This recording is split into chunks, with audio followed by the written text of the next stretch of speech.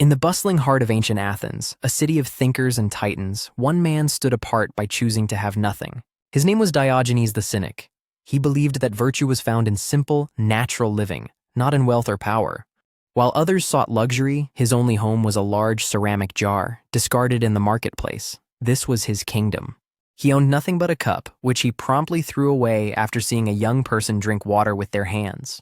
His companions were the stray dogs of Athens, from whom he learned to live in the moment without anxiety or shame. He would walk through the city in broad daylight, holding a lit lantern, claiming he was searching for an honest man. His public stunts were legendary, designed to shock his fellow citizens out of their complacency and expose their hypocrisy. He challenged every convention, from manners to politics, becoming a living, breathing performance of his radical philosophy. To the powerful, he was a nuisance. To the poor, a curiosity. To other philosophers, a puzzle. But to all, he was unavoidable. This was the man who would soon come face to face with the most powerful ruler the world had ever known. Far from the dusty streets of Athens, a new power was rising in the east, a force of nature in human form. Alexander of Macedon, a young king whose ambition was as boundless as the territories he sought to conquer. Taught by Aristotle himself, he was not just a conqueror, but a scholar with a deep appreciation for Greek culture and thought. His armies were a marvel of discipline and strength, a testament to his strategic genius and charismatic leadership. He rode his legendary steed, Bucephalus, leading his men from the front, a demigod clad in polished bronze and gold. Kings and emissaries from across the known world bowed before him, offering tribute and pledging their loyalty to his growing empire. His wealth was immeasurable, his power absolute. He could grant any wish, fulfill any desire with a single command. He was the master of the world, a man who believed destiny itself bent to his will. He had everything. And Diogenes, the man who lived in a barrel, had nothing. Their two worlds were on a collision course. Soon, Alexander would arrive in Greece, and he would hear tales of the one man who had no interest in his power. News of Alexander's arrival swept through the city of Corinth like a firestorm. The conqueror was here. The city's finest statesmen, poets, and philosophers all gathered, eager to catch a glimpse of the living legend. They lined up to offer their congratulations and flatter the young king, hoping to win his favor and patronage. Each one vied for his attention, their words dripping with praise for his military victories and his enlightened leadership. Alexander, ever the gracious host, received them all, but he noticed that someone was missing from the procession. The great thinkers of Greece were all there except for the most infamous one, Diogenes the Cynic. While the powerful and famous clamored for an audience, Diogenes remained where he always was, by his ceramic jar. He showed no interest in the arrival of the world's most powerful man. To him, Alexander was just another person. This deliberate snub did not go unnoticed. A man who wanted nothing from the king was a profound anomaly. The absence of one ragged philosopher was more intriguing to Alexander than the presence of 100 fawning dignitaries. Curiosity piqued, Alexander turned to his generals. "Who is this Diogenes," he asked, "that he holds me in such low esteem?"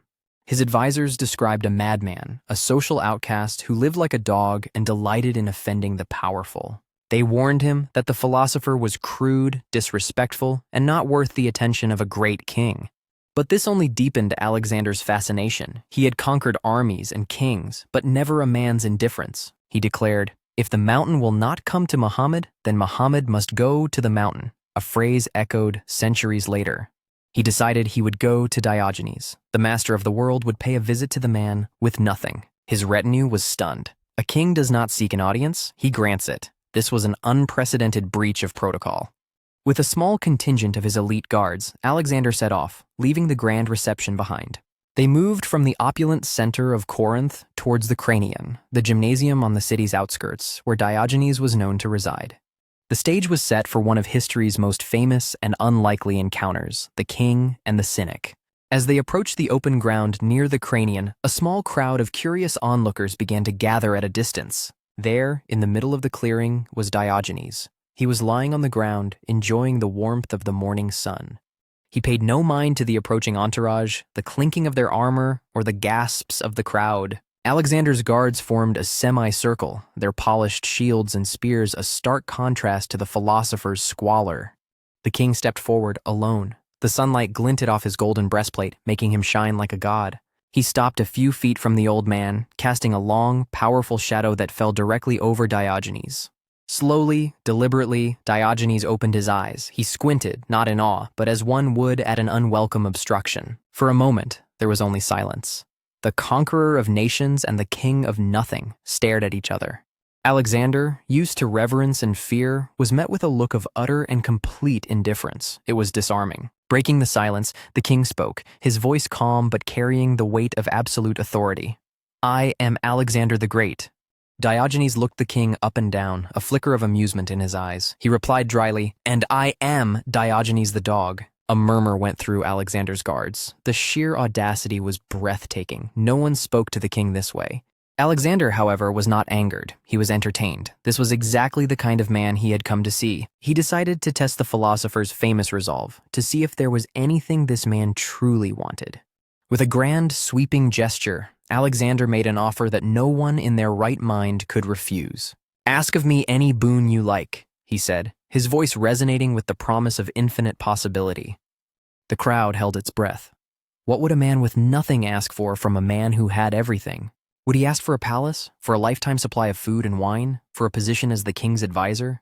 Diogenes didn't even sit up. He simply propped himself up on one elbow, looking mildly irritated. He considered the offer from the master of the world for a moment, then gave his legendary world-stopping reply. He looked past the king, towards the sky, and spoke clearly, his voice cutting through the silent anticipation. "Yes," he said, his tone matter-of-fact. "There is one thing you can do for me. Stand a little out of my light." The request was so simple, so profound, so utterly dismissive, that for a moment, no one understood. Then, a wave of stunned silence. The man had not asked for riches or power, but for the king to simply move.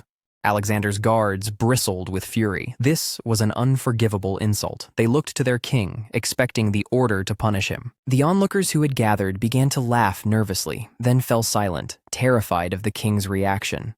Diogenes, his request made, simply closed his eyes again, as if the matter was settled and he was ready to resume his sunbathing.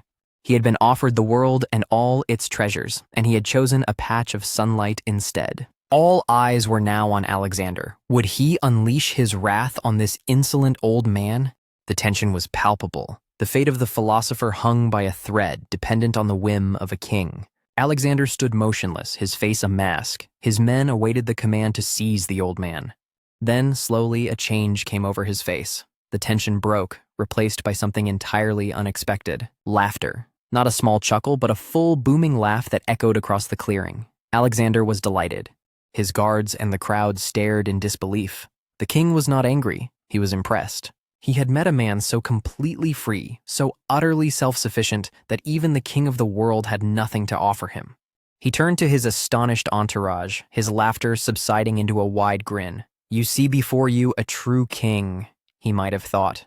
Then he spoke the words that would immortalize this encounter for all time, a testament to his own wisdom.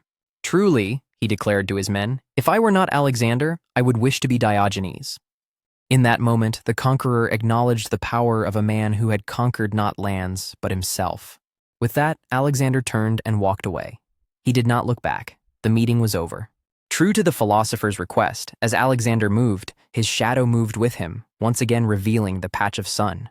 Diogenes, for his part, remained on the ground, basking. The visit from the king was a minor interruption in his day. The crowd of onlookers slowly dispersed, whispering excitedly, recounting the incredible exchange they had just witnessed. The tale would spread like wildfire across Greece and beyond, becoming one of the most famous anecdotes of the ancient world. It perfectly captured the essence of both men. Alexander's magnanimity and Diogenes' unwavering commitment to his principles.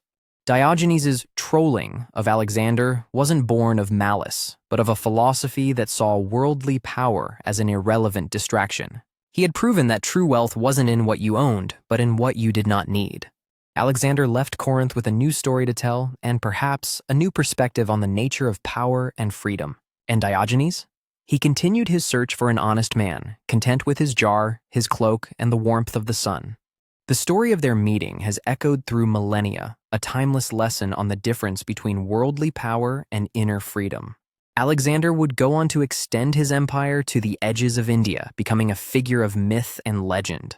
His life was a brilliant, blazing comet that streaked across the sky, burning out all too quickly. Diogenes remained in Greece, living his philosophy until the end of his days, a constant, immovable stone in the river of society. Legend, perhaps too poetic to be true, claims that both men passed from this world on the very same day. Alexander, the master of the world, in his opulent palace in Babylon, surrounded by weeping generals, and Diogenes, the master of himself, in his humble jar in Corinth, alone but for the dogs who were his friends. When asked how he wished to be buried, Diogenes had said to throw his body over the city wall for the animals to feast on. He wanted to be useful even in his passing, a final act of cynical, practical philosophy. 2 kings, 2 kingdoms, one of land and gold, the other of sunlight and the soul. Which one, truly, was the richer?